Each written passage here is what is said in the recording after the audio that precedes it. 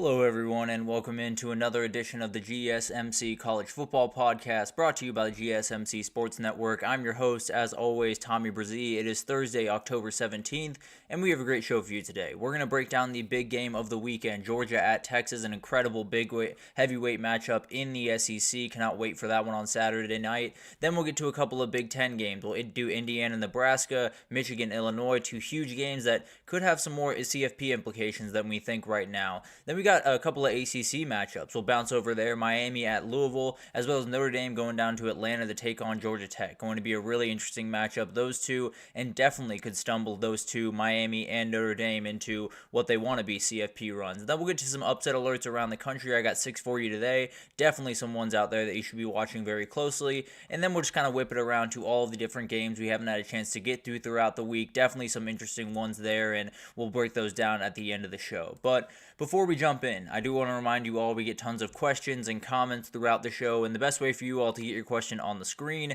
we can have a fun back and forth here, is to use that super chat, that $sign at the bottom of the Sports Network channel chat. Click on that, add any question, comment you'd like. It'll pop up on the screen, and we can have a fun back and forth here. Definitely want this to be as interactive as possible, especially with a huge weekend on deck. So definitely utilize that if you'd like to. Also, GSMCpodcast.net is up and running as well. But let's go ahead and jump into this one, because this is a classic. No two ways about that. This is one of those games, we circled Alabama, Georgia. We circled Ohio State, Oregon. This was the other game that everyone was looking forward to, that everyone knew was going to be absolutely massive. And I'll be totally honest with you guys, a little bit of a trust tree here. This is a very interesting one for me. Both my parents went to the University of Texas. I grew up a Longhorn fan. I have been a Longhorn fan my entire life. Thing is, I grew up in Atlanta, Georgia, so I went to Georgia for college. So I have a great affinity for both of these teams. My fandom is very aggressive for both these teams.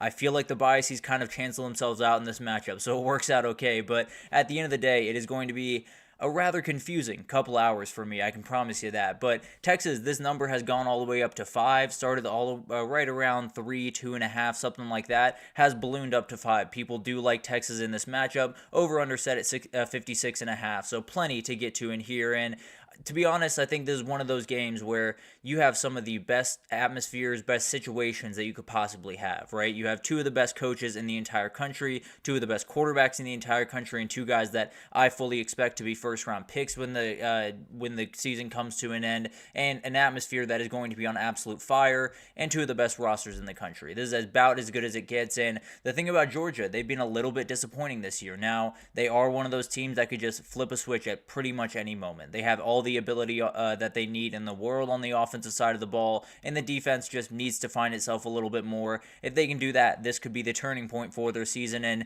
maybe catapult them to an SEC title and maybe a national title this time around. And then for Texas, they've been rolling right along. No two ways about that. They've been one of the most dominant teams, probably the most dominant team in the country to this point. Thing is, they have not faced a team near this dangerous offensively. They haven't faced a quarterback near as good as Carson Beck, and they definitely will have to face with a lot of really, really tough tests in this one. So they have not played, or Georgia in particular, has not played great defense, especially on the back end of that team. It's 71st in the country, 227 yards per game given up through the air.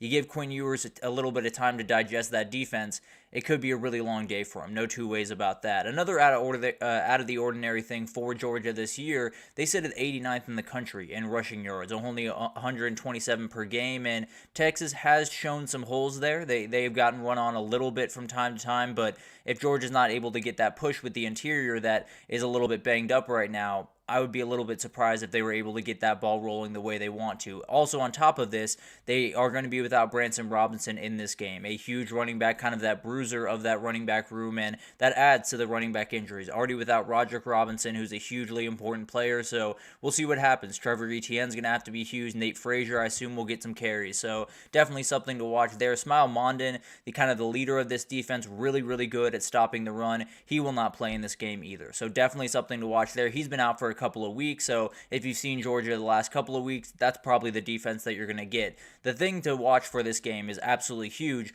Jordan Hall looks like he could be back for this game. And if he is, it means the Georgia defensive line is at full strength for the very first time this entire year. So definitely something to watch there. If they can get him back, then this is a very forceful unit that even with a good offensive line against Texas can cause some trouble. So for Texas, the injury troubles are a little bit here and there. You got Derek Williams, sounds like he is going to be out for the year, starting safety for them, very, very talented player. They are deep at that position, so not super, super worried, but at the end of the day, definitely some players that are going to have to step up in a huge way. And then Isaiah Bond. It sounds like he got dinged up in the OU game. He will be ready to roll, it seems. He's going to give it a go, but we'll see what happens there. Definitely could be something that ends up getting in his way. And then Michael Kern, the starting punter, was out last week. Ian Ratliff played fine in his stead, but definitely something to watch that could come back to bite them if their starting punter is not out there. But overall, this is going to be a special one. No two ways about that. I think one of the big-time matchups to watch is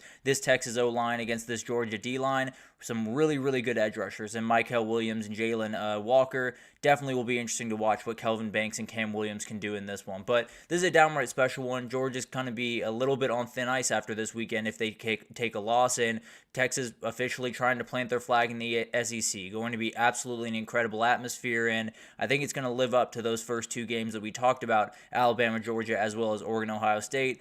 I think it'll be right up there with those games, no doubt about that. But a couple of players to watch. I think Dylan Bell is a hugely important player for Georgia going forward. I think this offense, with the way that it's kind of going, there's not too many weapons that are really stepping up and becoming the guy. This is someone that I think could do that. He's very, very sure-handed. You can get him the ball in a number of different places. You could play him at running back if you really wanted to and play around with things that way, which maybe they'll have to do with a couple of injuries there. But the reality is, this is a very dynamic player and one of those guys that no matter what defense you're playing, he can run a ton of routes and cause pretty much trouble for anyone in the entire country. So a very, very talented player, and I think he's one of those guys that could just kind of unlock this offense that little bit more, although it's been kind of buzzing lately. But on the defensive side of the ball, I think we got to see more of Ellis Robinson. This back end has not necessarily played well, especially these corners have been a little bit all over the place. And at a certain point, you got to turn to some of the younger kids. I think this is a very, very talented kid. I think obviously playing at Texas against all that speed is going to be a huge test, but I think it's someone that they're going to have step up over the next little bit, and this would be a place to give him a little bit of trial by fire, and if he steps up to the challenge, then you know you have a guy going forward. So definitely someone to watch. We'll see how much he rotates in. Could be not at all, could be a huge amount. Maybe he's the starter at the end of the day on Saturday. And then we got Gunnar Helm. He has become one of the very best tight ends in the entire country. He was incredible last week against Oklahoma. Is a really good run blocker, but absolutely can get out and catch a pass, can do some really athletic things, is a very, very complete player for them, and is becoming one of the best players in the entire team for Texas this year. So a very important player in this game. I think Georgia's going to have their hands full, keeping up with all the speed on the outside, all of the different things they have to keep track of, that I think Gunnar Helm underneath is going to be a really, really tough mismatch. We'll see what those Georgia linebackers can do to stop them, especially without Smile Mondon in the lineup. And then for the linebackers for Texas, Anthony Hill is playing some of the best football in the entire country. He is all over the place. He is attacking people left and right. Now, the thing is, Georgia should be able to keep him at bay just a little bit more because of their aggressive pass offense, because of their ability to stretch the field and bring those linebackers just a little bit further away from the line of scrimmage than they would normally be. That being said, Anthony Hill is still going to be a big factor in this game. He's been pass rushing a little bit more often, is really, really good against the run, and can chase down essentially anyone on the outside. So I expect him to be a huge player in this game and maybe, just maybe, win it for Texas because he's just so disruptive on the defensive side of the ball.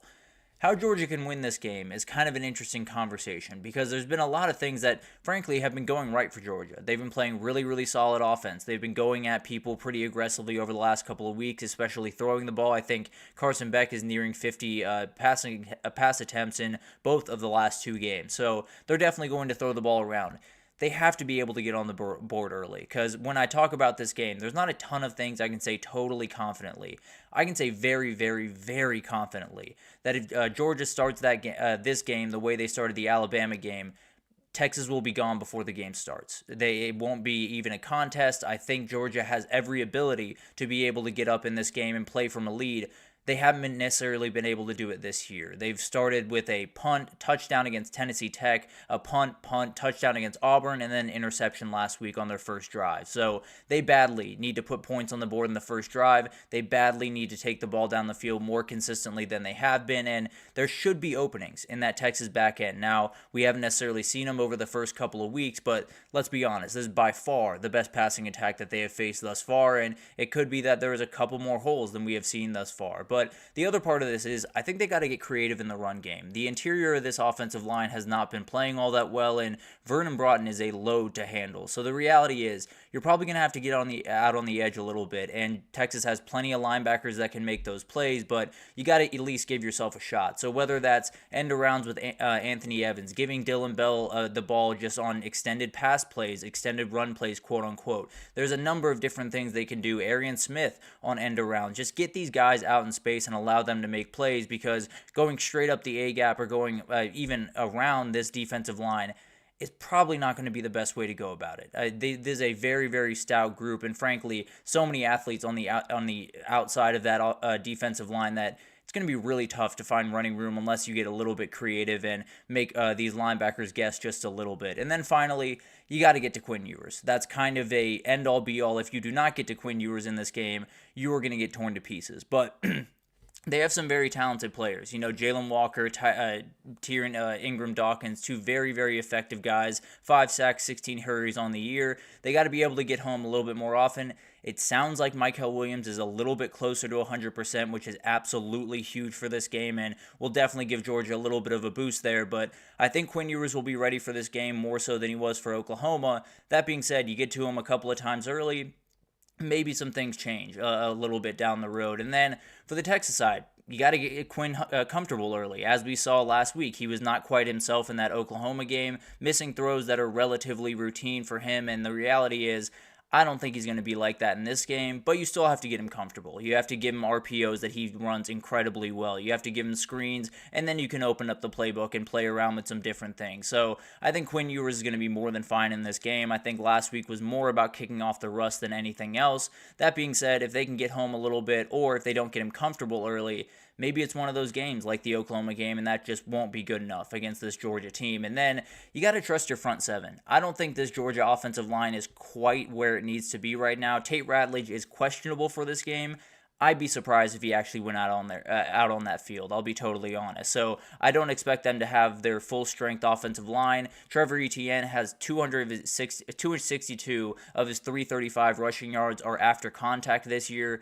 You're going to have to be able to get a little bit of a push, but frankly, if you're Texas, I would force them to prove that to me. I would force them to prove that we need to drop more guys into the box, because the passing attack is going to be the more dangerous part of this game. So Alabama was able to force 14 pressures against Georgia, 9 for Auburn.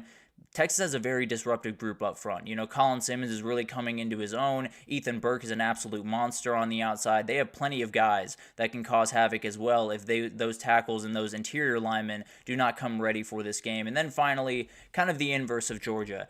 The opening script for Texas is going to be huge. We saw it against Michigan. It was absolutely beautiful and put them in a position where that game was never really even close. The Oklahoma game was a little bit shakier, but once they got rolling, it wasn't even close. So if they can get out to a lead in this game, I'm not sure Georgia has the ability to come all the way back. And also, if you take advantage of that defense early on, you might have them scrambling for the rest of the day. And that's definitely something that that Texas can take advantage of. And it's going to be interesting to see how this one plays out, because playing from in front for Georgia, if Texas is playing from in front, Georgia's got essentially no shot in this game. And this one's a toss-up, I'll be totally honest. I do think the Texas back end is going to get exposed just a little bit more than they have been in the past. I do think there's going to be a little bit more ability to get to Quinn Ewers.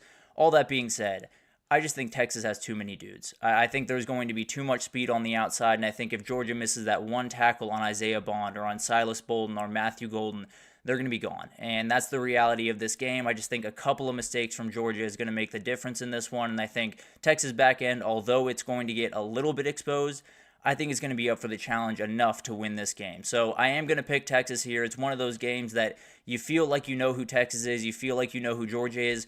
It could all change on Saturday. Everything could go every which way, and Georgia could get a huge win, and then we're looking at it totally differently on Monday. I just think Texas is one of those teams that, although they haven't played anyone elite, I still think they're a very, very good team. I don't think it's necessarily an indictment on them. I don't think they're necessarily going to be exposed in this game the same way Ohio State was. So I'm going to pick Texas in that one. Going to be an incredible matchup in Austin, and I cannot wait for that one to kick off. But let's take our first break here. And when we come back, we got some Big Ten matchups that we just have to get to. Indiana-Nebraska, Michigan-Illinois, some huge matchups that could have some CFP implications. So we'll get to those right after this, so stick with us. I feel like I'm losing my mind. Is everybody in the world blind? Please, Lord, give me a sign, a sign. I feel like I'm losing my mind. Is everybody in the world blind? Please, Lord, give me a sign, a sign. I wanna be the greatest. Everybody on the fake shit. I look around and feel like everybody is the fakest. I make this every day and I'm impatient. Hoping one day I blow up from the basement. Statement, the top is so vacant. I don't hear shit that I think is amazing. Waiting for my day when I'm playing. Sold out shows for 1,000 faces. Hey, give me that crown. Get in my way and to be put down. It ain't your place, all this my town. If I want that shit, then I'll get it right now. I'm losing it, the noose it fits. I'm losing shit, a stupid myth. You choose to live or choose to dip. You choose to fight or lose your grip and lose a gift. I feel like I'm losing my mind. Is everybody in the world blind? Please, Lord, give me a sign, a sign. I feel like I'm losing my mind. Is everybody in the world blind?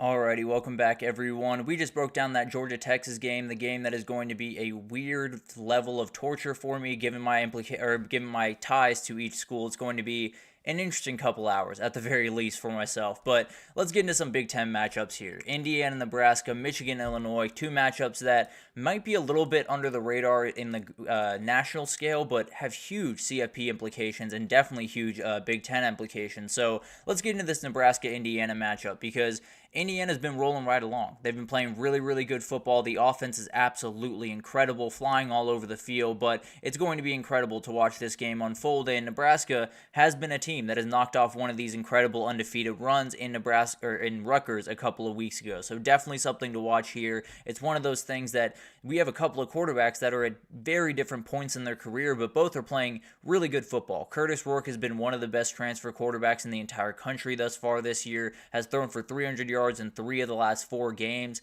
He's been really, really incredible in this offense, and it's been one of the best offenses in the entire Big Ten. So he's one of those guys that can take advantage of really any defense in the country. Now, Nebraska is probably the biggest test that he's had all year, so definitely will be interesting to see how he reacts to that. Has been prone to make a couple of mistakes here and there, but definitely is still very, very, very talented player, and I expect a lot from him on Saturday. And then on the other side, I think this Dylan Raiola's moment. I think there's been a lot of really, really good stuff from Dylan Raiola his first season. Executed against Colorado and got that win. He played solidly against Illinois, but came up a little bit short against Rutgers.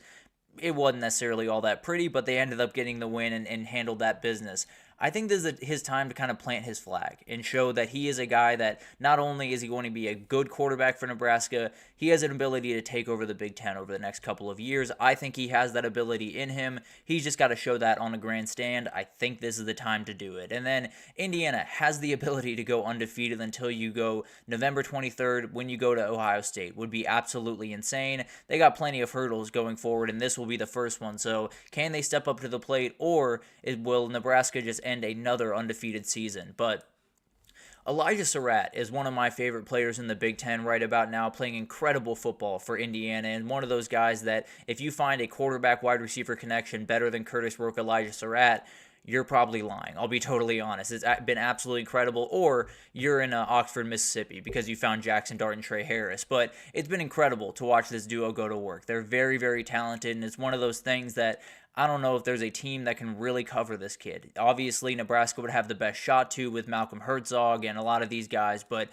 this guy is absolutely elite in every way and cannot wait to see that matchup. And we'll talk about that matchup here in a second. But Michael Kamara is another guy to watch, a D lineman for Indiana, 5 sacks on the year. He's one of those guys that if you can get after Dylan Raiola, mistakes are going to come. He is a young kid. It's going to be one of those games where a lot of pressure is on him. if you can get after him, it's definitely going to create a lot of trouble for him, especially on the road. So a very, very talented player, one of those guys that if you see number 6 making a lot of plays for Indiana, it's going to be a long day for Nebraska. Isaiah Neyor is someone that absolutely has to get involved in this game. Very long, athletic wide receiver that it looked like Dylan Raiola was taking a very good liking to early on in the season. Did not catch a pass in last week's game. So definitely something to watch there. I think he's one of those guys that you're just going to need in this offense if he's going to be effective going forward. And then we got Malcolm Herzog, an absolute beast on the back end of that defense for Nebraska. Frankly, the entirety of that back end is ridiculous with Isaac Gifford, Malcolm Herzog, and plenty other guys. But at the end of the day, he does have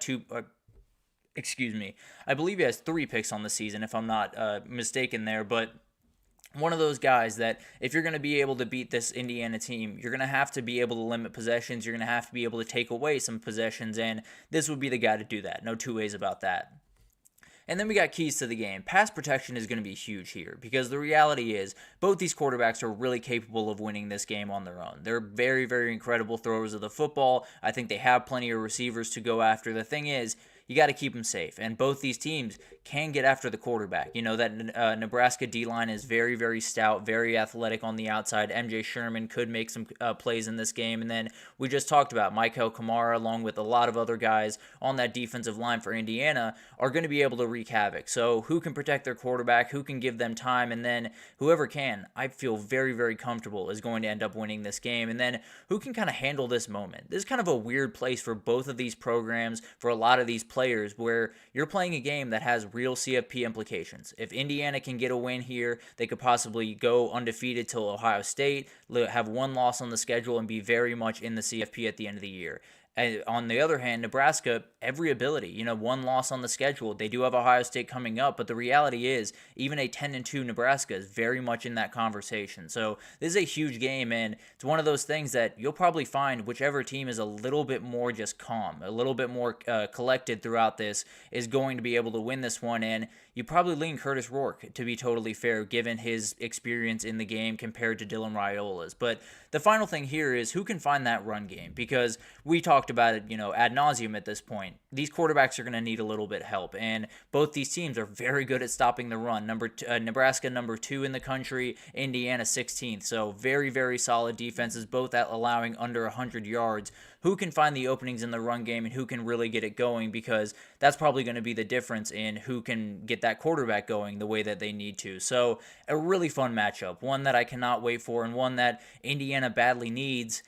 I just don't think they're going to get it. I think Nebraska is going to do the thing that they did against Rutgers. They're going to play a really, really tough game, be able to get that win, knock off one of the really fun undefeateds, and I think that back end makes a couple of big-time plays against Curtis Rourke. So I really like this Indiana team. I think they're so much fun to watch, but I think the magic comes to an end here. I hate to say it, but that's just the way I'm feeling right now. But moving forward, we do have a Michigan game this upcoming weekend at Illinois, going to be a huge one. Michigan favored by 3.5, depending on where you look. Over under 43.5, as it is with most Michigan games. But Michigan is favored, but Illinois is the one that is kind of rolling right along. They did get a very, very close win over Purdue in overtime last weekend, but the reality is they're the 5-1 team. Michigan is the team that is kind of reeling, trying to figure out where they stand going forward. And the reality is they lose this one, they are staring down the barrel of a 7-5 season, and it'll be very interesting how Michigan fans handle that. The big time thing here to watch, obviously, is Jack Tuttle being the quarterback for Michigan. How much of an effect does that have? Is that the game changer that they need it to be? Are they a totally different team, or are they pretty much the exact same? Are they a little bit more pass heavy, or are they going to run the ball and then pick their moments the same way they were with Alex Orji? Definitely will be a very interesting thing to watch. And then Luke Altmaier on the other side. Been one of the most clean quarterbacks in the entire country. 14 touchdowns, only 1 interception. He's one of those guys that I think has the ability to take it to another level, and he very much will need to in this game. We've seen that the Michigan back end can be attacked, so it's one of those things that maybe they can get something going in this game and possibly attack that back end the same way Washington did, but it's one of those games that Michigan badly, badly needs. So if Michigan falls here, as I said, they're staring down the barrel of a 7-5 season. Absolutely need to have it. For Illinois, they do go to Oregon next week, and you do not want another loss on that schedule before you go in. If they win this one, 10-2 is very much in reach for this Illinois team, which would create even more craziness at the top of the Big Ten. So definitely something to watch there. But Players to watch. Pat Bryant is an absolute monster. He is an NFL wide receiver, one of those guys that is giving Illinois so much ability on offense, and I think he's going to be a nightmare to deal with because the reality is he's not the only guy. Zachariah Franklin on the other side is an absolute nightmare, and only Will Johnson can only cover one of them. So they're going to have to figure out a way to take care of all of these guys. I'll actually talk about one of the guys that needs to here in a second, but a very, very talented player and becoming, or pretty much is at this point, Luke Altmaier's favorite target out there. And then I want to talk about Matthew Bailey, a very, very interesting player that plays safety for Illinois. And I think the biggest thing here is he is a safety, no doubt about it. He comes down to the box a ton. He makes sure he plays a little bit of that hybrid linebacker position. And frankly, when you're playing Michigan and you have so many variables to keep track of in the run game, having that extra player in the box is hugely important. Now, you do need to take care of the back end, but let's be totally fair. It doesn't sound like we're going to be too worried about Michigan throwing the ball over the top in this game. So I think Matthew Bailey is going to be a huge factor in that run game, and maybe will be a factor for this guy right here. Y'all got to hear me out for this one. I do think Alex Orji is going to be a little bit of a factor in this game. Illinois gave up 100 rushing yards to Ryan Brown last week at Purdue. If they can get a couple of packages in there with Alex Orji getting out on the edge, maybe he makes that one big play. And I know it sounds a little bit crazy because you just took him out, you just benched him in. I'm not suggesting putting him in for multiple plays at a time, but that one play every now and then to just get an athletic player on that field, create numbers in the box, and possibly break a big run, it might just be worth it. He's a very talented player when he's running the ball, and I think they might just be able to utilize him in this game. And then we got Jahir Brown, a very, very talented player, has not necessarily been playing up to his level this year. So when you talk about a team like Illinois, where they have Pat Bryant, they have Zachariah Franklin, you got to get help on the outside. And there's plenty of safeties that can help over top. There's not necessarily guys that are really going to be able to outright stop the wide receivers on the Illinois side. So Jair Hill needs to step up in a huge way in this game. And if he doesn't, then I could see Illinois going for a ton of passing yards in this one. And the keys to the game. What is Michigan's approach at quarterback? How do they go about this quarterback change? Are they much more aggressive passing the ball downfield? Is Colston Loveland a bigger part of the offense the way that he probably should be? All that being said, Illinois gives up 170 yards on the ground per game. You have a little bit of an ability to run the ball. So I wonder if it's a little bit of we want to start passing the ball with Jack Tuttle at some point. We're just not there yet. The matchup calls for us to run the ball, and we're going to do that on Saturday. Definitely will be something interesting to watch, and we'll see just exactly what this Michigan offense is with Jack Tuttle. And then you got to make the most of possessions. Both these teams are going to be able to run the ball. Both these teams are going to try to put on lengthy drives, and it's going to be a little bit of a rock fight. Now, the red zone scoring is going to be absolutely huge. Michigan opponent red zone scoring, 95%. I believe I wrote it down wrong here. I believe Illinois is 83%, Michigan 95%. Definitely something to watch here. You got to turn those red zone possessions into 7 points, and if you can't, that could be a huge difference in this game. And then finally, the Michigan back end. They badly need to be able to figure things out back there. They're 102nd in pass yards allowed per game. Not nearly what Michigan should be, and Will Johnson looks like he's kind of out there alone at times. So definitely something to watch. If they can't slow down Luke Altmaier, it's going to be an absolute nightmare for them to deal with, and frankly, I think they're going to be able to, at least enough to be able to win this game. I think it's one of those games where Michigan's just going to be able to be disruptive on the defensive side of the ball, and I think they're going to be able to run the ball really effectively. I could see this one kind of being like the USC game where Illinois has a little bit of a lead, but Michigan just keeps wearing them down throughout the game, breaks a couple of big runs, and ends up winning this one. So going to be a really fun matchup. If Illinois wins this one, they could be on their way to a 10-2 season. If Michigan loses, a 7-5 season is very, very much on the books, but I am going to pick Michigan in that one. Definitely going to be a fun one to watch, but gotta go Michigan if I'm being honest. But let's take our second break here. When we come back, we got to talk about the ACC. We got a Miami-Louisville matchup that's very interesting, as well as Notre Dame heading down to Georgia Tech for a matchup that could get a little sketchy for Notre Dame. But I'll break it down right after this, so stick with us. Looking for your daily fix of sports talk without having to pay for it? GSMC Sports Network is available on YouTube. Just search GSMC Sports Network. Get your fix of daily sports talk shows on YouTube, absolutely free. NFL, college football, NBA, MLB, MMA, UFC, fantasy football, and so much more. GSMC Sports Network has shows running all day long, with new sports shows starting every 2 hours. Just like on your favorite cable sports channel, except GSMC Sports Network is absolutely free. Just search GSMC Sports Network on YouTube to catch one of your new favorite shows, like the GSMC College Football Podcast, Chip Shot Football Podcast, Hoops and Heels Women's Sports Podcast, GSMC Basketball Podcast, and so many more. Check it out for yourself. GSMC Sports Network, now available on YouTube absolutely free. Search GSMC Sports Network on YouTube right now.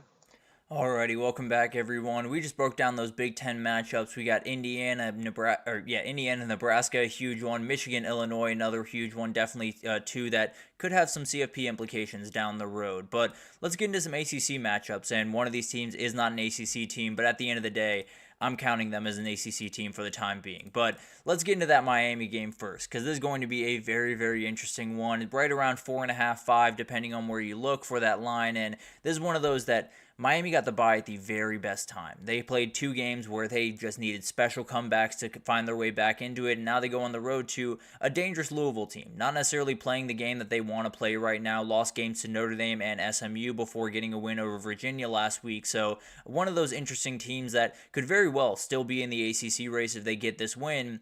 If they lose, they're almost definitely out of it. So something to watch there. 2 veteran quarterbacks in this one. You have Tyler Shuck on one side, a very, very good deep ball thrower, and Jeff Brom, one of the best at dialing up those deep balls. And then Cam Ward, obviously in the Heisman conversation, tons of weapons on either side, especially at wide receiver, and some struggling defenses, particularly on the back end. So definitely some things to watch in this game. It could be one of those that just kind of up and down, whoever makes the last play is probably going to win this one. But this is one of those games that it's probably the last game that's super worrisome for Miami. You know, at Georgia Tech, at Syracuse are going to be interesting as well. But at the end of the day, if they win this one, I feel pretty good that they're going to finish the year undefeated. But definitely something to watch in this one. And players to watch, I think Colin Lacey is very, very incredible. And he has kind of still been getting up to speed in that Louisville offense. But I think with all of the deep shots you're going to see in this game, to Ja'Cory Brooks and to Chris Bell and all those guys, I think Colin Lacey could be a huge player just going underneath, catching a drag, catching a deep cross,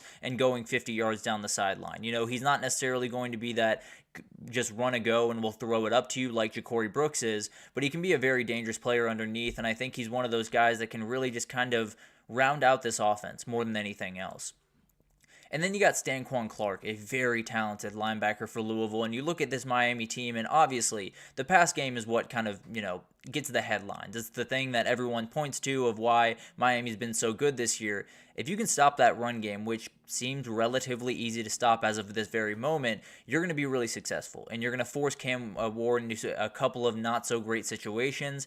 And we've seen what happens there. He'll make some pretty boneheaded mistakes, and then you can take advantage of those. So it'll definitely be interesting to watch how quickly they can get after him, and then can they stop the run game, and then probably attack Cam Ward a little bit later in the day.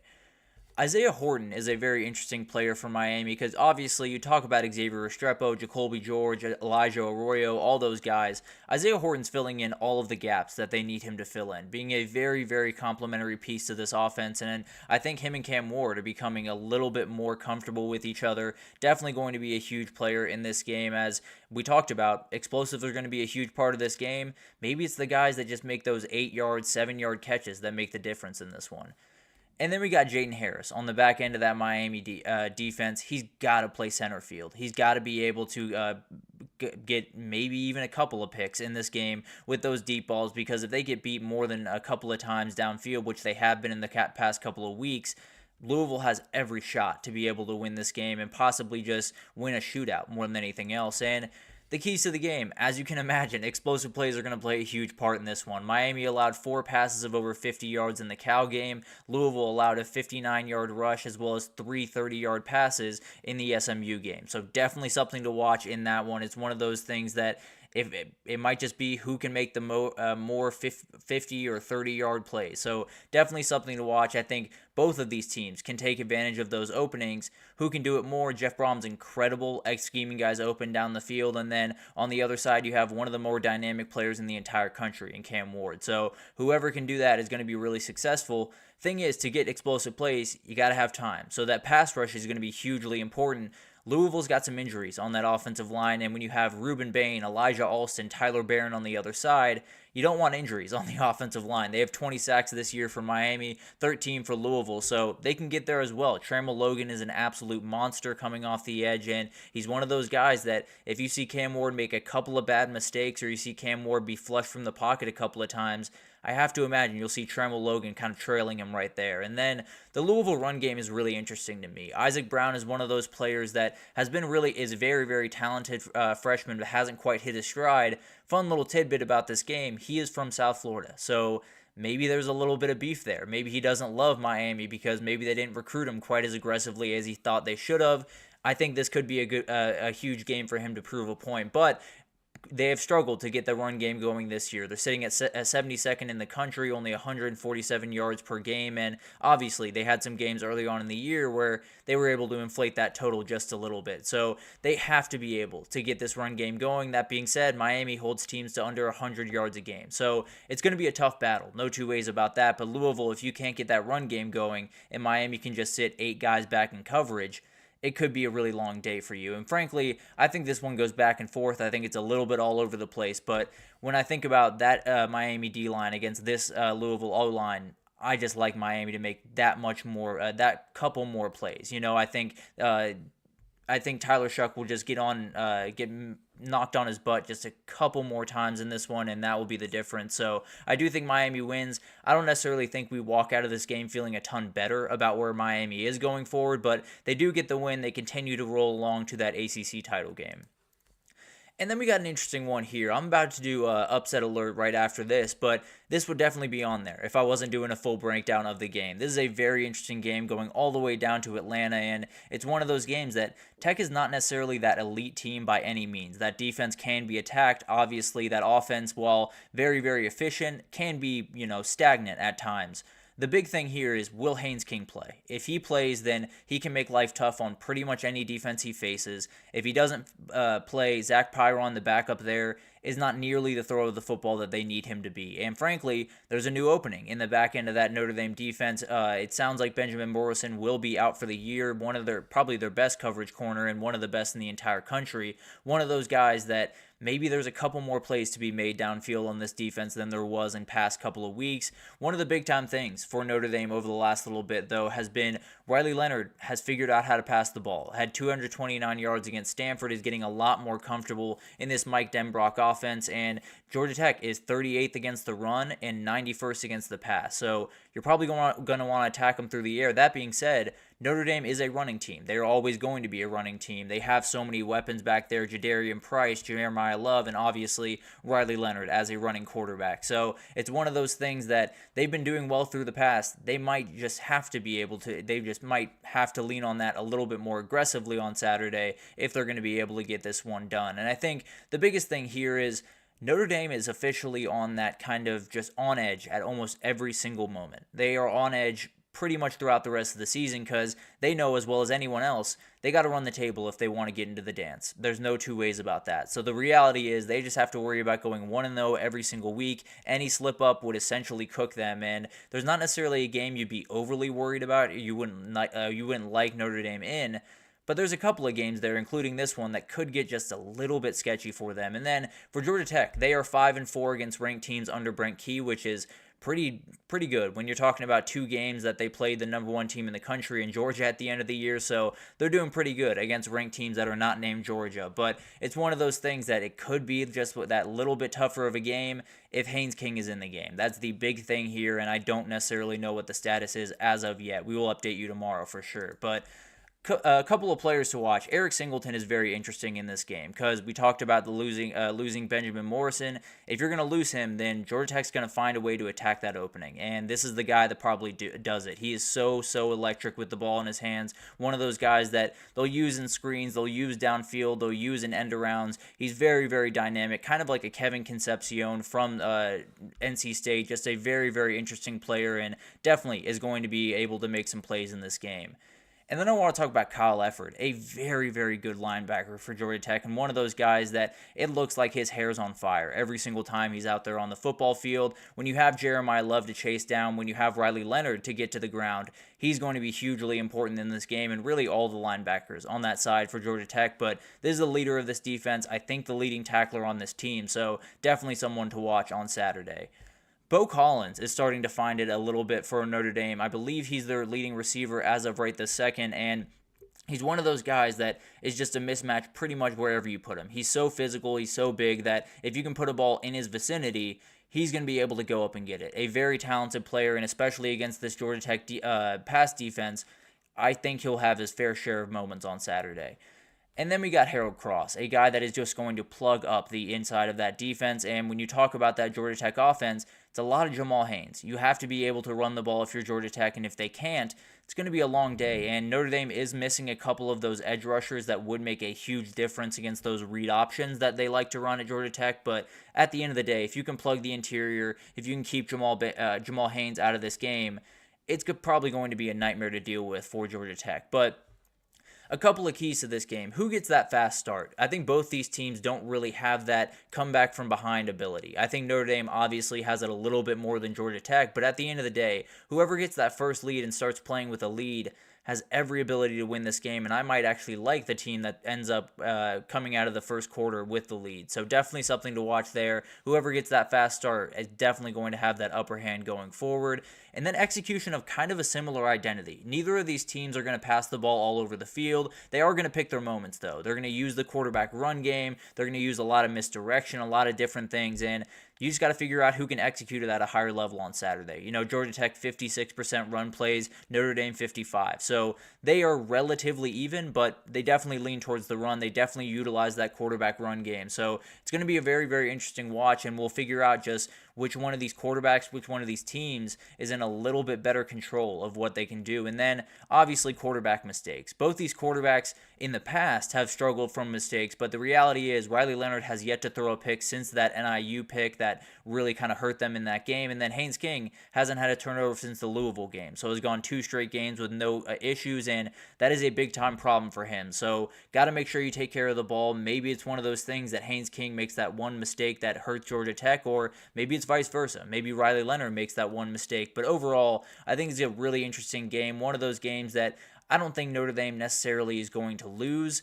I do think Georgia Tech's going to put up a fight in this one. I think there's more ability on that Georgia Tech sideline than some people realize. I think Notre Dame, with a lot of those injuries, is going to come in here a little bit reeling. And I think even if Haynes King isn't 100%, which I don't necessarily expect him to be, I expect him to be on the field just because of the player that he is. But I don't think he'll be 100%. It could be one of those things that it's just margins that totally change this game, and I think Georgia Tech's going to come out on the wrong side. It's going to be really fun, and frankly, would not be all that surprised if Georgia Tech got that win. But as of right now, with the questions around Haynes King, I can't necessarily pick Georgia Tech. But going to be a really fun matchup, and I think both of those are really interesting for a number of different reasons. Miami, obviously, trying to go undefeated, get to the CFP. Notre Dame, the exact same thing, trying to win out the rest of the way, go to the CFP, and they are facing 2 teams that very much could get in the way of that. So going to be really fun down there in the ACC, but let's take our third break here, and when we come back, we're going to talk about the upset alerts all around the country. I have 6 different games for you, and there's a couple here that are a little bit more sketchy than I think some people are giving them credit for. So I'll break it down right after this.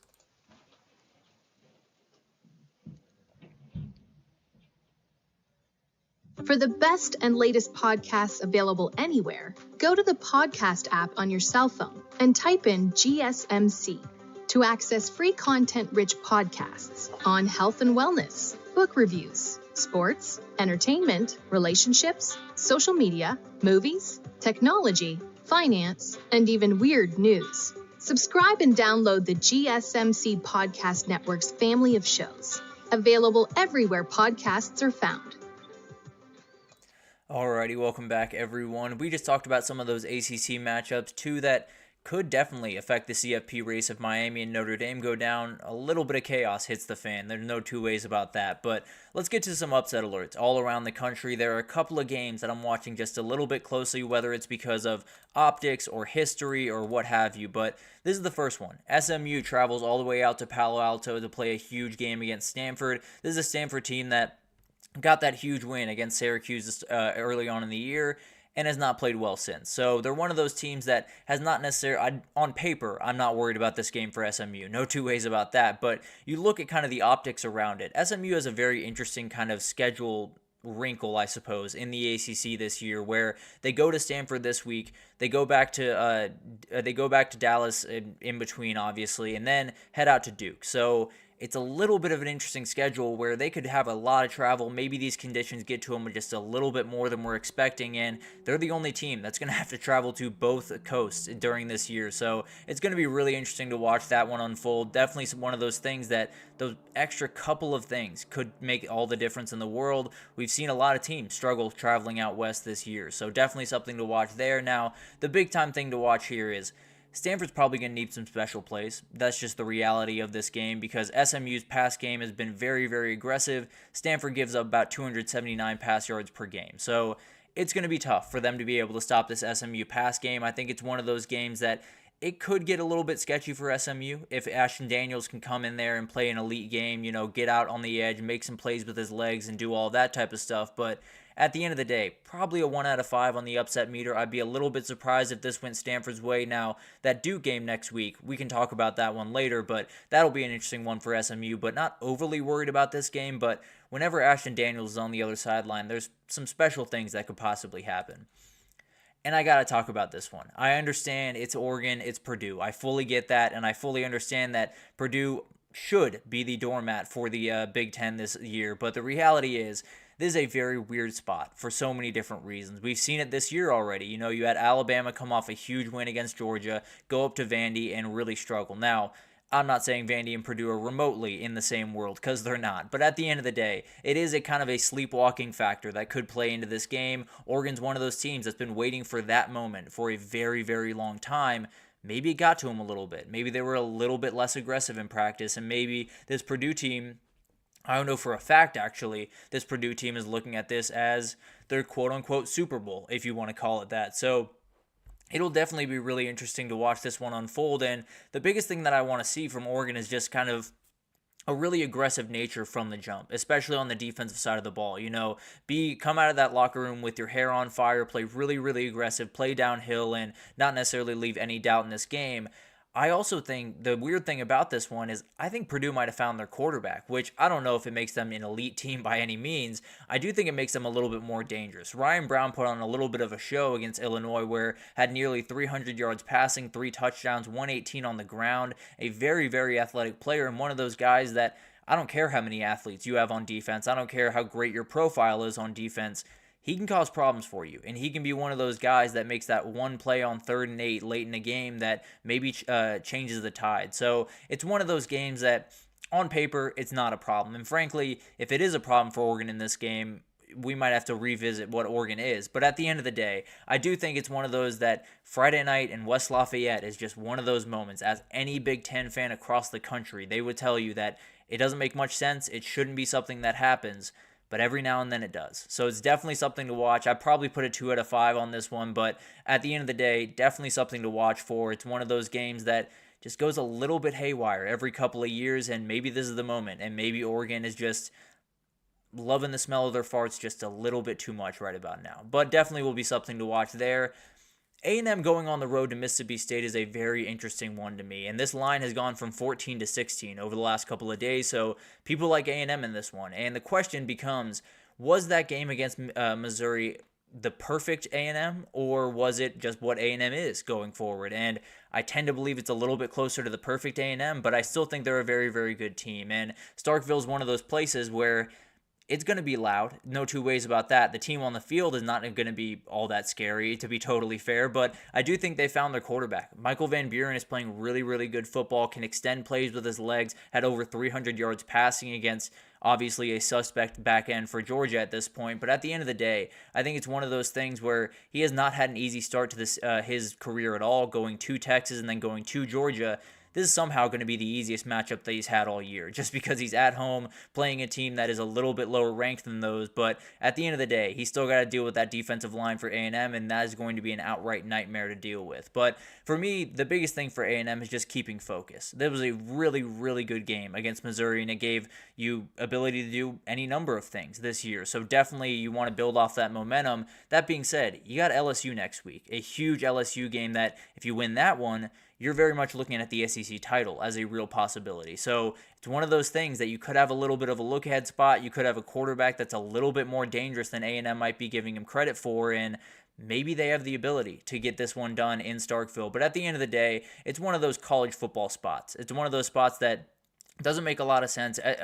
Mississippi State is kind of the doormat of the SEC this year. A&M is on their way up. They're doing a lot of really good things. I think A&M has found something. I think they will be able to play well enough to win this game. Probably a 2 out of 5, 3 out of 5 on the upset meter. But at the end of the day, Mississippi State has some firepower on that offense with Michael Van Buren, and maybe we look up in the second quarter and they're up 21-0, and it just absolutely shocks us. But USC Maryland is a game that, frankly, I don't even know if this is a huge upset alert, because I don't even know if Maryland would be a huge upset. I think they have every ability to win this game because USC is very much reeling. They are fully out of the Big Ten and CFP race. I think they're still a dangerous team offensively, obviously, and then Maryland on the other side has ability on offense. I think Billy Edwards is playing relatively solid quarterback, not necessarily anything special for Maryland, but is definitely one of those players that can cause problems for you with his legs and his arm. But at the end of the day, I think the biggest thing here is Maryland does not have a great pass defense by any means,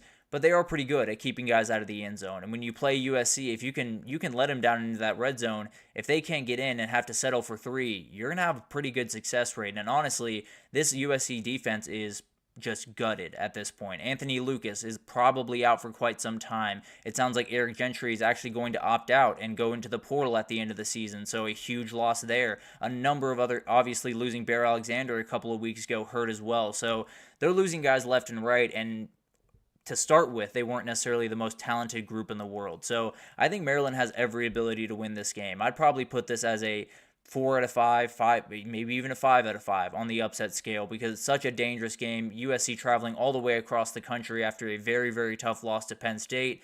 We'll learn a lot about USC in this game. We'll learn about their toughness. We'll learn about their leadership, and it could be that it's just not quite where it needs to be right now for this game. But definitely one to watch. This would probably be the one that I would pick most readily out of this group. And then you got Baylor, Texas Tech, a very, very interesting one for Texas Tech because they're at the top of the Big 12 right now. As crazy as that sounds, the Red Raiders are playing really, really good football. Taj Brooks is an absolute monster at running back. He's playing the best running back in the Big 12 right about now, doing incredible things. They are facing a Baylor team that is kind of reeling. They've had a really, really tough stretch where they lost 2 games to Colorado and then to BYU that they were very much in and then just got railroaded by Iowa State. So definitely going to be a very interesting game, and it's one of those that maybe you can flush a little bit of the worries from the early season, just beating that in-state rival, being able to get that one on your resume. But at the end of the day, Baylor is not necessarily great at stopping the pass. They are give up 196 yards per game. They need to be a lot better in this game, and maybe they can muck it up a little bit, stop that pass game a little bit, and let Taj Brooks be the focal point. Now, that being said, I don't know if that's necessarily a winning strategy. It might be a better strategy, I suppose is the best way to put it. Now, I don't know if you're stopping Taj Brooks. That probably is the best way to put that. So I think Baylor has an ability. I think that defense can make some plays with Dave Aranda calling plays. They're looking for any bright light in this season at this point. I think Texas Tech has to be very, very laser focused with the schedule they have coming up to get this win. So I'd probably put it on a 3 out of 5. Whenever you have those in-state games, they can be just a little bit more juice. But at the end of the day, with the way Taj Brooks is running the ball, with the way Texas Tech is playing right now, I just don't feel very good about Baylor in this game. I'll put a 3 out of 5 just because of the conference aspect and the in-state aspect, but overall, I don't necessarily worry about that game too much for Texas Tech. And then the interesting game in the group of 5 this upcoming week, North Texas has an offense, man. They can really, really score the ball. Chandler Morris, a quarterback that was at Oklahoma, was at TCU, has made his way to North Texas, and he's been slinging the rock all over the field. Played really, really good football for the first couple of weeks, and after a really bad game against Texas Tech, has kind of found his stride once again. But Memphis has been one of the more inconsistent teams in the entire country week to week. They're all over the place, especially offensively. Sometimes Seth Hannigan will do everything right. The other time he will do essentially nothing right. So you're going to have to kind of find a middle ground with him, be able to get him going early on in this game. And one of the interesting things to match here interesting things to watch is the turnover ratio, because Memphis is +8 on the year in that category. North Texas is -2. So maybe that's the difference. Maybe just a couple of plays give Memphis this win where they very much need it. The thing is, I think this one's a little bit more sketchy. I think North Texas, with that pass offense, number 4th in the country in passing offense, averaging over 300 yards per game, I don't think they can necessarily match that for Memphis. So I'd be a little bit nervous about this game. I would say about a 4 out of 5, because the reality is both these teams have every ability to get into the American race. Memphis is trying to, get back up to that preseason hype that they had. North Texas trying to get to 3-0 in the conference and continue that Cinderella run. So it'll be really interesting to watch this one. I think this is a very dangerous game, right up there with USC Maryland. This would be another one that I would have my eye on. No two ways about that. So a couple of games that are definitely going to be worth your time. I can absolutely promise you that. There are going to be some incredible matchups all across the country. And frankly, I think when we're focusing on all of these incredible matchups that are going to be close, you have Alabama, Tennessee, you have Georgia, Texas, you have Miami, Louisville. There's a couple of games down there that might not be quite as high profile, but absolutely will have a little bit of that chaos factor and could very well affect a lot of these conference races, a lot of the different things going forward in the season. So definitely something to watch there, and we will update you with those games at the end of the week, see if any of those came true. And I have a feeling that USC Maryland game might just come true, but we'll be on the lookout for that one. But let's take our last break here, and when we come back, we're just going to get into all the games we haven't had a chance to get to. I think one of the big ones is BYU hosting Oklahoma State, a team that has been rolling right along in BYU, a team that's reeling in Oklahoma State. Could just be one of those Big 12 spots, but I'll break it down right after this, so stick with us.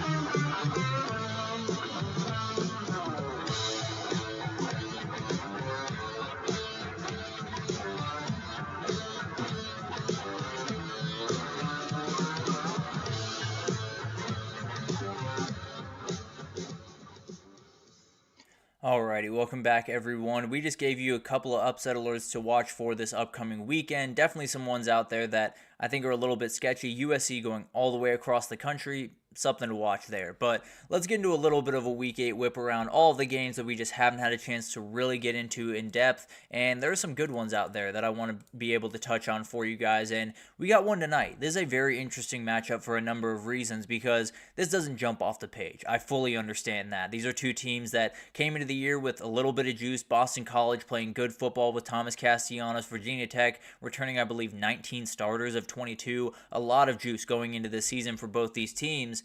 It's come up a little bit flat. Boston College has kind of started to taper off. Virginia Tech, honestly, has kind of started to ramp up, but the start to the season was very, very rough. That being said, Virginia Tech finds themselves in kind of an interesting spot in the ACC race. They don't necessarily have a huge room for error at this point, no two ways about that, but they get Clemson at home later in the season. They do have SMU and Pitt. Both of them could make a run. Both these teams are very, very dangerous. Boston College has SMU and Pitt on the schedule. Virginia Tech has Clemson at home.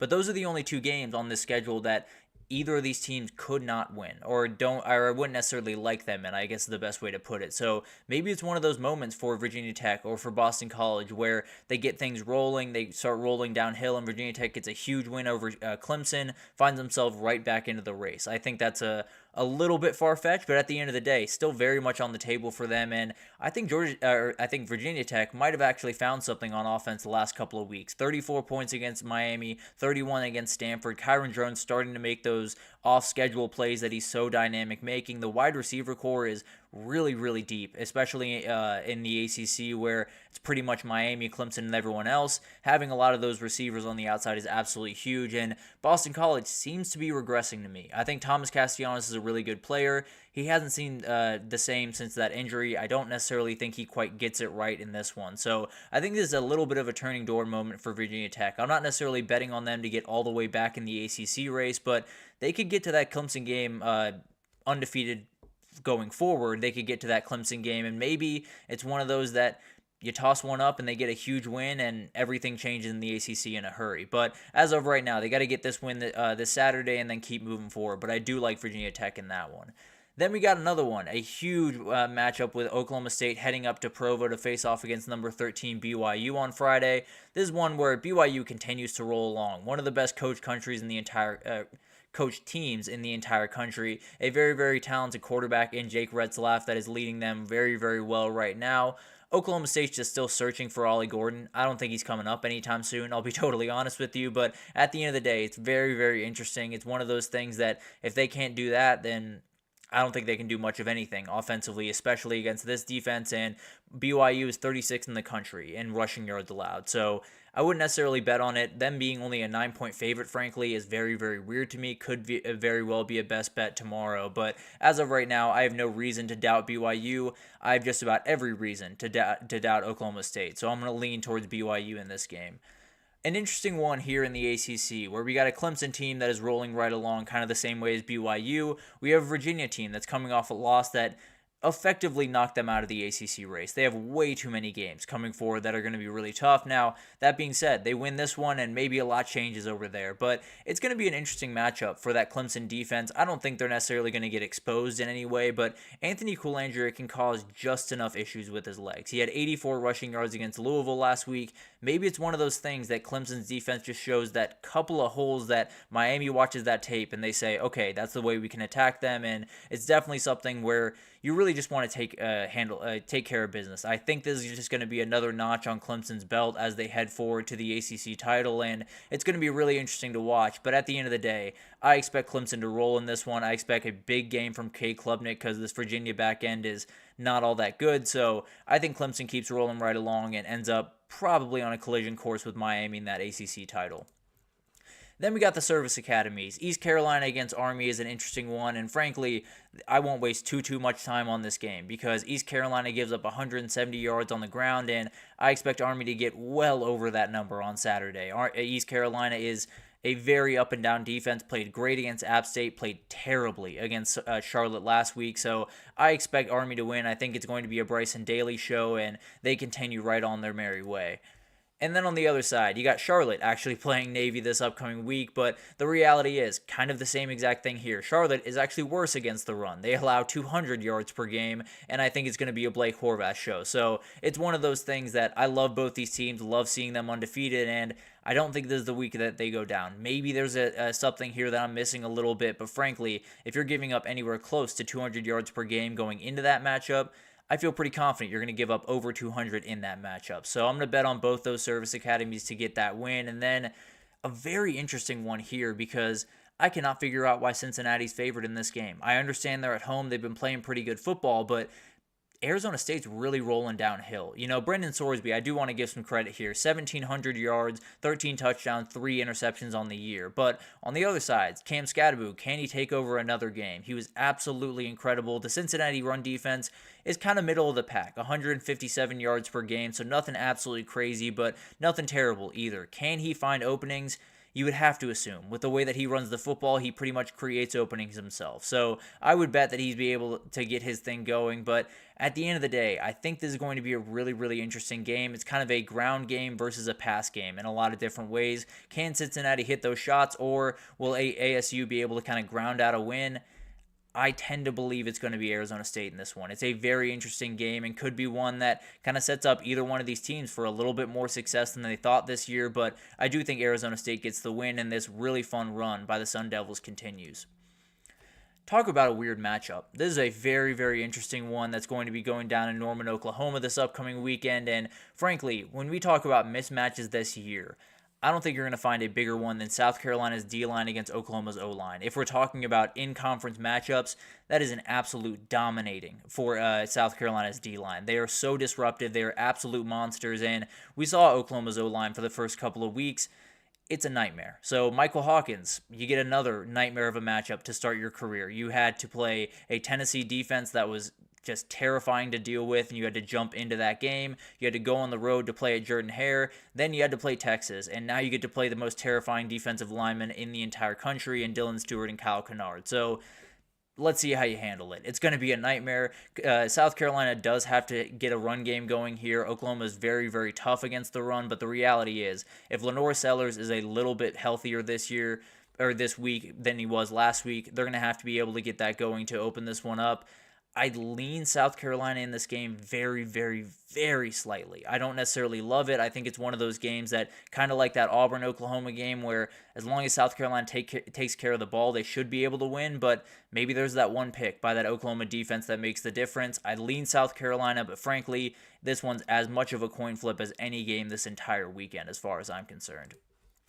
And then we got an interesting one in the MAC, and this is fascinating to me because Miami of Ohio is favored by 3.5 points. Ohio is currently the betting favorite to win the MAC overall, so definitely will be a very interesting game in this one, and I think a win for Miami of Ohio would keep them in the fight. Ohio, if they got this win, would kind of pull away from the pack just a little bit in the MAC, and frankly, it's very, very hard to pull away from the pack in a conference that just absolutely cannibalizes each other. It's a really, really wild conference, and probably one of the reasons it's one of my favorite conferences in the country. But overall, I think the big thing in this game for Miami, Ohio is getting that run game going. The two games they've had Keon Mosey get over 100 yards. They've been able to win those games. Now, Ohio is stout against the run. They've been only allowing 118 yards per game, so it's going to be tough to get there, but the reality is if Miami of Ohio can't run the ball, then Blaine Gabbert's going to have a really, really tough job getting the ball where he needs to get it to, or Brett Gabbert. One of the two. They're brothers, so I get them a little bit confused. But at the end of the day, that quarterback definitely needs to be able to get a little bit of time, and that run game is going to be huge for him to do that. And on the other side, Ohio is being led by Parker Navarro, a very, very good dual threat quarterback, over 900 or nearly 900 yards passing, 400 yards on the ground. He is all over the place.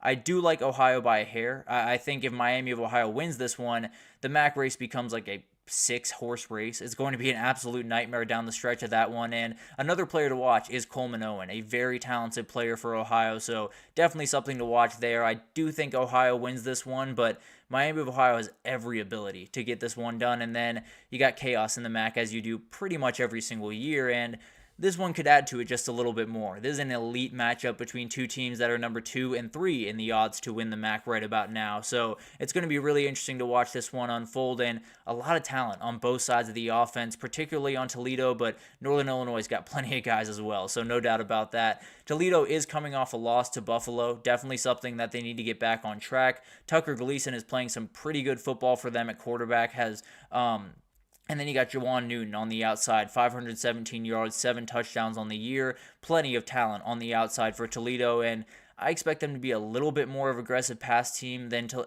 Northern Illinois in this game because the running back duo for Northern Illinois is downright special. Gavin Williams and Ontario Brown both have over 400 yards on the year, and they are as dangerous as they get in the entire country. I think with this game, they have every ability to take over, and Toledo's been solid against the run. I think these guys are just too much for them. I like NIU in a very, very close game, and I think them and probably Ohio end up being the teams to beat in the MAC going forward. And then we got this matchup. Iowa State hosts UCF in a very, very weird place for the Black Knights because they made a quarterback change last week. Ja'Cory Brown made the start. for them in that game, and I think he'll make the start in this one. E.J. Colson's being thrown around as a possibility, but I would assume that he's going to be the starter for this game. And going into Ames, Iowa is not an easy place to go for your very first start. So definitely something to watch there. I think last week it was West Virginia getting over 200. Last week I said, breaking down that Iowa State-West Virginia game, said West Virginia badly needs to get over 200 yards rushing if they're going to have pretty much any shot to beat Iowa State. I would say the exact same here, and maybe a little bit more aggressively on the ground, to be totally honest. Iowa State's only allowing 132 yards on the ground per game. I don't think it's going to be all that pretty for UCF, and frankly, not a lot has been all that pretty for UCF. Now, UCF is very good against the run. They're terrible against the pass. So I think this is that game where Jaden Higgins, Jalen Noel get over 100 yards. This Iowa State offense kind of flexes their muscles just a little bit more through the air, and they kind of show everyone that they have that next gear to get to. So I do like Iowa State. I like them pretty comfortably. Maybe that's one of my best bets tomorrow. So definitely be on the lookout for that. But a lot of really fun games this upcoming weekend. I have Texas beating Georgia. It's going to be an incredible matchup over there in Austin. I just think with that speed that Texas has, it's going to be a load to deal with for that Georgia back end. But that'll do it for this edition of the GSMC College Football Podcast, brought to you by the GSMC Sports Network. Your support means a lot to us, so please remember to subscribe to the show, leave a positive review. It does make a huge difference for us. Also, follow us on Facebook, Twitter, TikTok, Instagram, all the social pages for all the content and updates you could possibly need. We have really incredible people doing awesome work across every single sport you could want. So whether it's the NFL or the NBA or anything in between, come on over to GSMC and we have you totally covered. But thank you once again for listening, and I will see you guys tomorrow. Mm-hmm. Mm-hmm.